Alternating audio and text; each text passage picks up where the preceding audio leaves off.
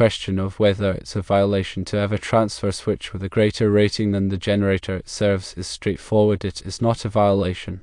Electrical codes and standards primarily focus on ensuring that electrical components are adequately sized to handle the loads they are expected to carry. Having a transfer switch with a higher amperage rating than the generator is permissible and often beneficial for several reasons. Firstly, a transfer switch rated higher than the generator provides headroom for future expansion. If at some point the owner decides to upgrade to a larger generator, the existing transfer switch will likely still be adequate, saving the cost of replacing it. Secondly, a higher rated transfer switch is designed to handle more current than the generator can produce. This inherently provides a safety margin, reducing the risk of overheating or failure of the transfer switch under normal operating conditions. This is especially important under transient conditions such as motor starting or when dealing with nonlinear loads that can produce harmonic currents. Thirdly, electrical codes such as the National Electrical Code, or NEC, focus on ensuring that components are appropriately rated for the loads they serve and that the overall system is installed safely. The NEC does not prohibit the use of components with higher ratings than necessary as long as all other requirements for installation and protection are met. The primary concerns are that the conductors, overcurrent protection devices, and other components in the system are properly sized and installed to protect against overloads and short circuits. Fourthly, when selecting a transfer switch in generator, it is essential to consider the specific application and the loads that will be connected to the system. The transfer switch must be rated to handle the total load that will be transferred to the generator during a power outage. This includes not only the continuous load but also any surge currents that may occur when starting motors or other equipment. Fifthly, in practice, it is common to see transfer switches with higher ratings than the generators they serve, particularly in commercial and industrial applications where future load growth is anticipated. In these cases, the transfer switch is often sized to accommodate the maximum potential load of the facility, even if the generator is initially sized to meet only the current load requirements. Sixthly, when installing a transfer switch, it is crucial to follow all applicable electrical codes and standards, as well as the manufacturer's instructions. This includes ensuring that the transfer switch is properly grounded, that all connections are tight and secure, and that the system is tested thoroughly before being put into service. Seventhly, it is also important to consider the type of transfer switch being used. There are two main types of transfer switches: manual and automatic. Manual transfer switches require a person to manually switch the load from the utility power to the generator power, while automatic transfer switches automatically switch the load when a power outage is detected. Automatic transfer switches are generally preferred for critical applications where uninterrupted power is essential. Eighthly, the size of the generator itself must be matched to the actual load requirements, taking into account both the continuous load and any surge currents. A generator that is too small will be unable to handle the load, while a generator that is too large will be less efficient and may be more expensive to operate. Ninthly, the electrical system must be designed to protect against overloads and short circuits. This includes using appropriately sized circuit breakers or fuses in the transfer switch and generator, as well as ensuring that all conductors are properly sized and protected. Tenthly, regular maintenance is essential to ensure that the generator and transfer switch are operating properly. This includes inspecting the equipment for any signs of damage or wear, testing the system periodically, and replacing any worn or damaged parts. 11thly, the NEC provides guidelines for sizing conductors, overcurrent protection, and other electrical components based on the expected load. For example, NEC Table 310.15. B16 provides ampacity ratings for various types of conductors based on their size and insulation type. 12thly, when sizing overcurrent protection devices, such as circuit breakers or fuses, it is important to select a device that is rated to protect the conductors and equipment from overloads and short circuits. The NEC provides specific rules for sizing overcurrent protection devices based on the ampacity of the conductors and the type of equipment being protected. 13thly, in addition to the NEC, there may be other local code or regulations that apply to the installation of generators and transfer switches. It is important to check with the local electrical inspector to ensure that the installation meets all applicable requirements. 14thly, generators are typically rated in kilowatts or kW or kilovolt amperes or kVAR, while transfer switches are rated in amps. To ensure compatibility, it is important to convert the generator's kW or kVA rating to amps and compare it to the transfer switch's amp rating. 15thly, the formula for converting kW to amps is amps equals kW times 1000 divided by volts times the power factor. The formula for converting kVA to amps is amps equals kVA times 1000 divided by volts. 16thly, for example, a 20 kW generator operating at 240 volts with a power factor of 0.8 would produce approximately 104 amps. A transfer switch rated at 200 amps would be suitable for this generator as it has a higher amp rating than the generator's output. 17thly, it is also important to consider the voltage of the generator and the transfer switch. The voltage ratings must match to ensure proper operation and prevent damage to the equipment.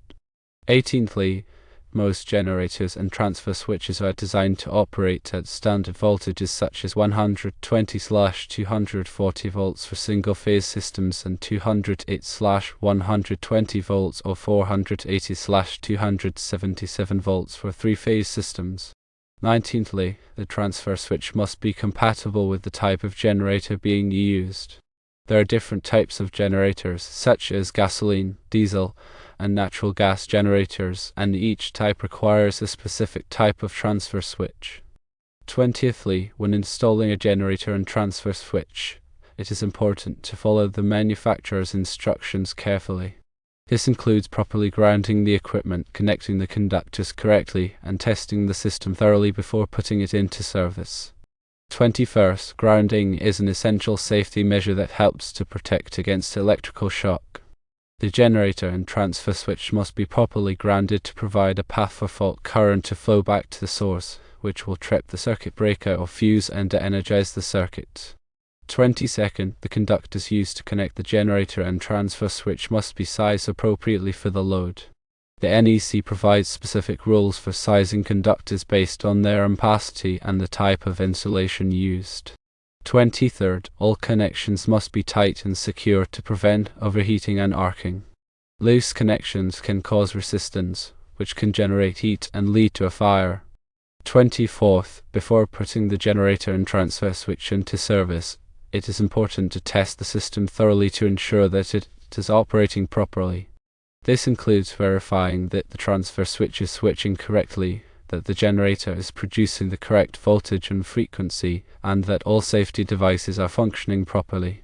25th, regular maintenance is essential to ensure that the generator and transfer switch continue to operate properly over time. This includes inspecting the equipment for any signs of damage or wear, testing the system periodically, and replacing any worn or damaged parts. 26. The specific requirements for installing and operating generators and transfer switches may vary depending on the location.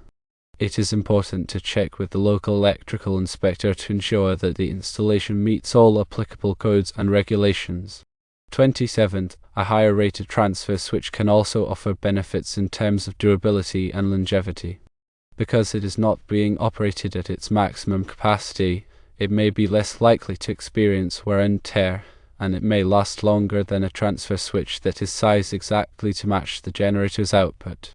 28. The cost difference between a transfer switch that is sized exactly to match the generator's output and one that is slightly larger is often minimal, making the larger transfer switch a worthwhile investment in terms of future flexibility and reliability.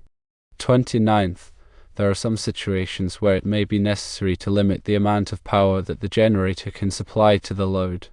For example, if the load includes sensitive electronic equipment, it may be necessary to use a power conditioner or voltage regulator to protect the equipment from voltage fluctuations or surges. 30thly, in these cases, it may be appropriate to use a transfer switch with a lower amp rating than the generator's output, as long as the transfer switch is still rated to handle the maximum load that will be connected to the system. 31st, it is essential to consult with a qualified electrician or electrical engineer to determine the appropriate size and type of transfer switch for the specific application. A qualified professional can assess the load requirements, evaluate the electrical system, and recommend the best solution to meet the needs of the user.